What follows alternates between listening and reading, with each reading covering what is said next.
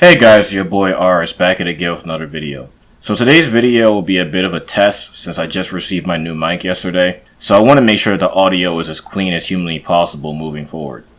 If you notice a considerable improvement of sound quality, let me know in the comments below. Today we're going to be talking about a topic that has been the subject of one of the longest running conversations in American history: racism. The word racism and racist has been thrown around with such frequency and such disregard for the actual definition that the word itself has become a shallow imitation of what it used to be.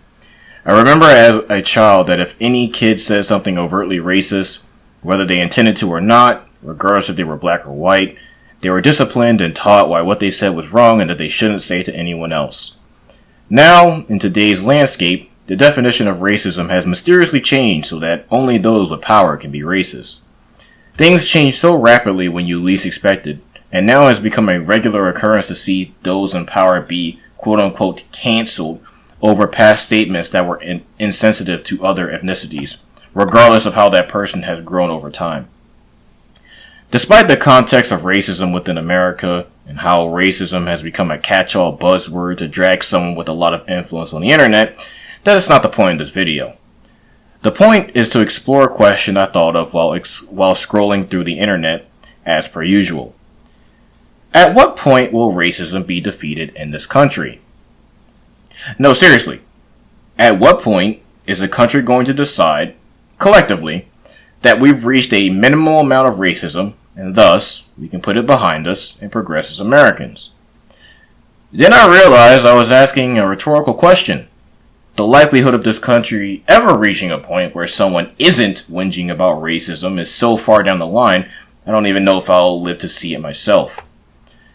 The reason being is that there will always be race merchants who wish to sell you a narrative that one race of people are bad, then provide some really vague non-answer on how to fix their perceived gripes, or they'll give you some absurdly unrealistic plan of how they plan to defeat the racists.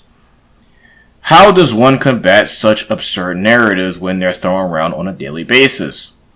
I know this seems rather obvious or even absurd when you think about it, but the solution to beating the narrative is really simple. Stop engaging with it. Again, I know, this may seem like on its face like a really dumb solution, but it's true. The only people that want to keep the conversation about race alive and well are, well, you guessed it, racists.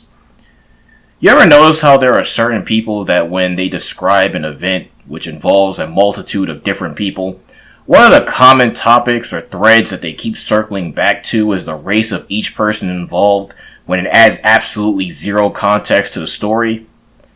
Congratulations, you spotted a racist.